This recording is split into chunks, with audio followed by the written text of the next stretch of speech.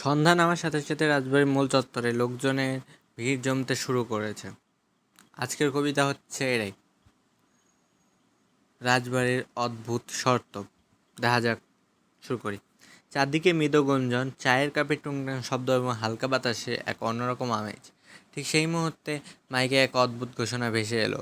আফসানা বাবা ঘোষণা দিয়েছেন তার ব্যবসায় বিশাল ধস সামলাতে জরুরি প্রয়োজনে ঠিক ৭০ লাখ টাকা লাগবে। শর্ত একটাই, যে যুবক নগদ ৭০ লাখ টাকা জোগাড় করে হাতে দিল, তিনি তার ৩ মেয়ে আফসানা, বড় বোন মোহনা এবং ছোট বোন ফারজানা, তিনজনকে একসাথে সেই যুবকের সাথে বিয়ে দেবেন। এই অদ্ভুত আর অবিশ্বাস্য শর্ত শুনে চারপাশে সবাই থমকে গেল। কেউ বিশ্বাস করতে পারছিল না যে এমন শর্ত কেউ দিতে পারে। ভিড়ের মধ্যে গুঞ্জন আরও বেড়ে গেল। প্রথম দৃশ্য, হতবাক জনতা, রহস্যময় যুবকের আগমন। ভিড়ের মধ্যে এক বয়োবৃদ্ধ লোক, এ কি আজব কাণ্ড ভাই! ৭০ লাখ টাকা কি মুখের কথা নাকি? এই যুগে এত টাকা একসাথে কে দেবে রে ভাই? পাগল নাকি লোকটা? আচ্ছা, এই ভিডিওতে আমি ছেলের রোল প্লে করবো আর মেয়েগুলোর রোল এআই প্রেম করবে, ঠিক আছে? পাশে দাঁড়ানো এক যুবক, আরে ভাই বাদ দেন তো ভাই, খামোখা মাথা গরম করে লাভ নাই। রাজবাড়ি তো দূরের কথা, পুরো জেলার কাউকে যদি খুঁজে পাওয়া যায় যার কাছে ৭০ লাখ টাকা ক্যাশ আছে, আমি তার নাম বদলে দেবো।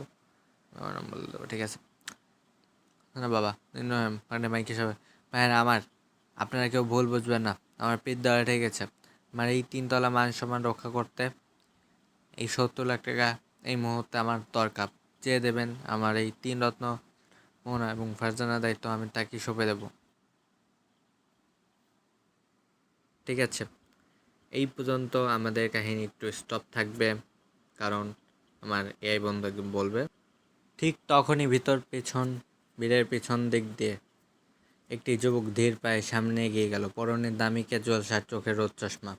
যদিও সন্ধ্যা হয়ে গেছে, তাও সে পড়েছে স্টাইল দেখানোর জন্য। মুখে এক আত্মবিশ্বাসী রহস্যময় মৃদু হাসি। কেউ তাকে চেনে না। সে মূলত এই শহরে নতুন ঘুরতে এসেছিল। তার নাম নাই, নামের পরিচয় কেউ জানে না, তবে সে আসলে সাধারণ কেউ নয়। ঢাকায় তার ৩টি বহুতল বাড়ি রয়েছে। দেশের বাইরেও বিশাল ব্যবসা সম্পত্তি আছে। সে একজন অন্তত ধনী ব্যক্তি, যে নিছক অবসরে রাজবাড়ি ঘুরতে এসেছিল। তারপরে আমরা দ্বিতীয় দৃশ্য দেখি। নাইমের হাত তোলা উপস্থিত। দ্বিতীয় দৃশ্য, নাইমের হাত তোলা এবং উপস্থিত সবার বিস্ময়। চলো, ছেলেদেরটায় আমি করি, মেয়েদেরটায় এআই বন্ধ করি, চলো।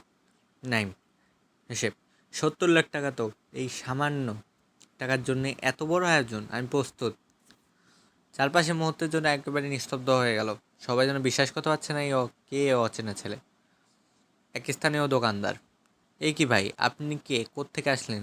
৭০ লাখ টাকা চারটিখানি কথা নাকি যে হাত তুলে ফেললেন? তানার বাবা চোখ বড় বড় করে নাইমের দিকে তাকিয়ে বলছেন, তুমি তুমি কে বাবা? সত্যি বলছো নাকি ঠাট্টা করছো? ৭০ লাখ টাকার কথা শুনেছ তো ভালোভাবে? নাইম মানে আমি, ঠাট্টা করার বয়স আমার নেই চাচা। আমার টাকার অঙ্কটা আমার কাছে খুব একটা বড় কিছু না। আমি এই শহরে বেড়াতে এসেছিলাম, এসে দেখি এলাকার সবচেয়ে বড় সার্কাস বসেছে, তো ভাবলাম একটু এন্ট্রি নেওয়া যাক। মোহনা আফসানার দিকে তাকিয়ে ফিসফিস করে, আপু, এই ছেলেটা কে রে?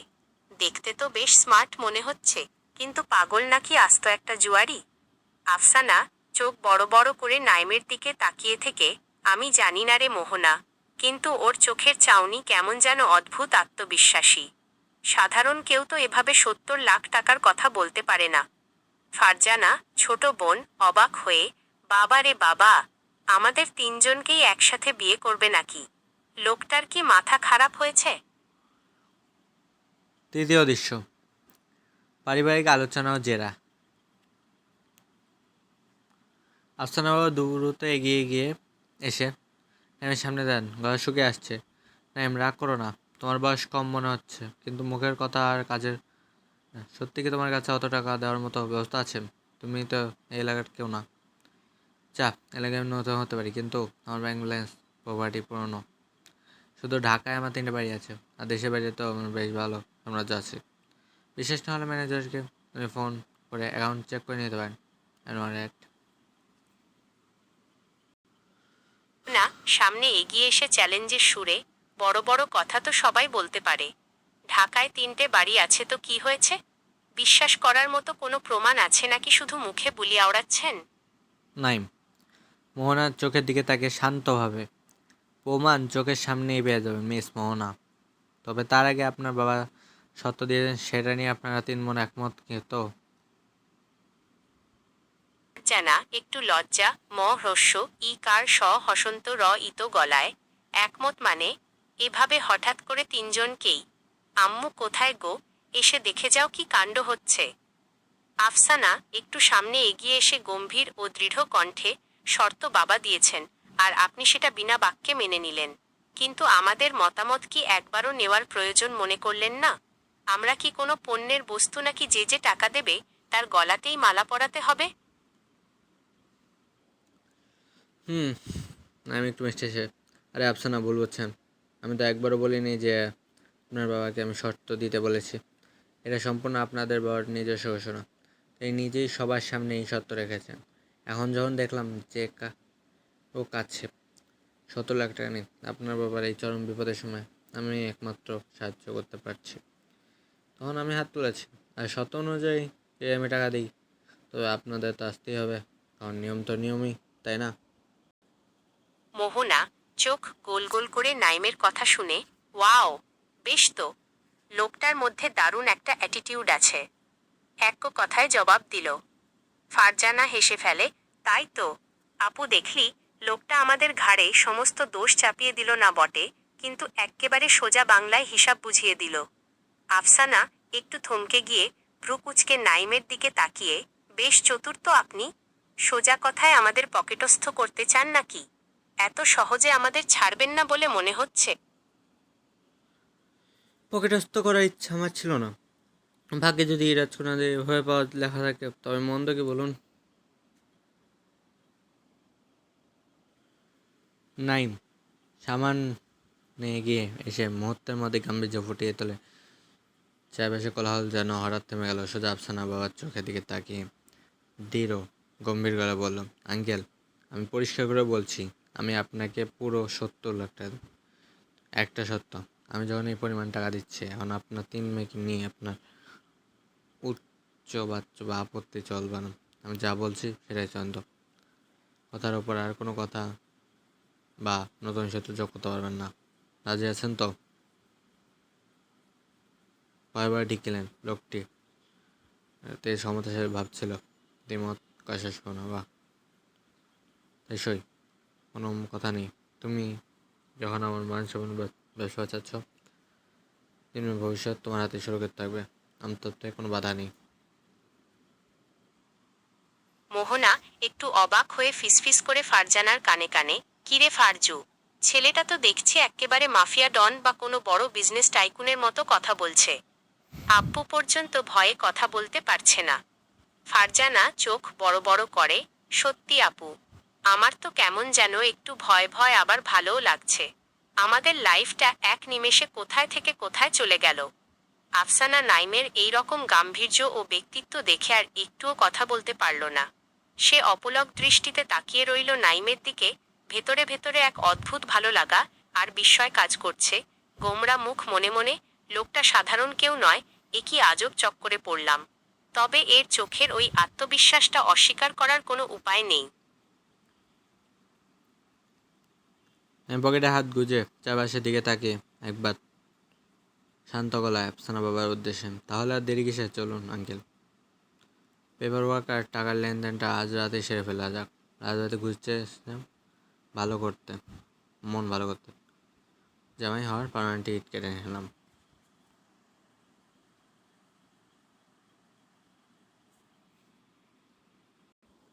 নাই, পকেটে হাতে চেক বই বের করে নিজের ফাউন্ডেড পেন দিয়ে অন্তত দ্রুত নিখুঁত হাতে সংখ্যাটি লিখে চেকটা শূন্য একটু উঁচিয়ে ধরল। তারপর আসবে সেই বিশাল মিটের মধ্য দিয়ে হেঁটে গিয়ে আফসানার বাবার হাতের চেকটি সজোরে গুজে দিল। চোখের পাতার দিকে তাকিয়ে সবাই আতঙ্ক উঠল। লাখের জায়গায় বড় বড় অক্ষরে লেখা আছে 80 লাখ টাকা চেক। আমি এখানে 80 লাখ লিখে দিলাম। ব্যবসায় প্রাথমিক লস কভার করার জন্য বোনাস হিসেবে দিলাম। ব্যাংকে যাবেন, টাকা ক্যাশ করে তুলে নিয়ে আসবেন, আর আপনার 3 মেয়েকে আমার হাতে সঁপে দেবেন। এরপরে আর কোনো কথা টালবাহানা বা চলবে না। আপনার নিজের সত্য যে এমন ঠিক এইভাবে সব হওয়া উচিত। যান, আর একমাত্র দেরি করবেন না। না বাবা, কাবার হাতে 80 লাখ টাকা চেকটি, চোখের 80 লাখ। বাবা নাইম, তুমি সত্যি দেবতা মানুষ। বাবা, আমি আর কি বলবো, আমার মুখ বন্ধ হয়ে গেছে। এখনই যাচ্ছি ব্যাংকে। মোহনা চেকের অঙ্কটা দেখেই নিজের চোখকে বিশ্বাস করতে না পেরে চিৎকার করে উঠল, 80 লাখ টাকা? বাবা রে বাবা, এক টানে 80 লাখ! আপু, দেখছিস কি কাণ্ড! এই ছেলে সাধারণ কোনো কোটিপতি না, আস্ত একটা ব্যাংক লুট করে এসেছে নাকি রে? ফারজানা মুচকি হেসে আফসানার কনুইয়ে গুঁতো দিয়ে, আপু, তোর কপাল তো আকাশে গিয়ে ঠেকেছে। এমন জামাই তো স্বয়ং রাজরাজরাদেরও থাকে না। আফসানা অপলক নয়নে নাইমের দিকে তাকিয়ে রইল। চেহারার সেই গাম্ভীর্য আর অহংকার ঝরে পড়ে এখন চোখে এক অদ্ভুত মুগ্ধতা ও বিস্ময় ভর করেছে। গোমরা মুখ, মনে মনে, লোকটা এক কথায় জাদুকর। মুহূর্তের মধ্যে পুরো রাজবাড়ি কাঁপিয়ে দিল। এত দেমাগ, এত ক্ষমতা! অথচ আমার বাবাকে লজ্জায় না ফেলে উল্টো বাড়িয়ে 10 লাখ টাকা এক্সট্রা দিল।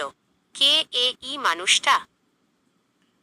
চোখে এক বিজয়ী ঠান্ডা হাসি দিয়ে চারপাশে হতবাক জনতার দিকে একবার চাইল, তারপর আফসানার দিকে তাকিয়ে গম্ভীর কিন্তু নরম হলে, ব্যাস, খেলা শেষ। এখন নতুন অধ্যায় শুরু হলো।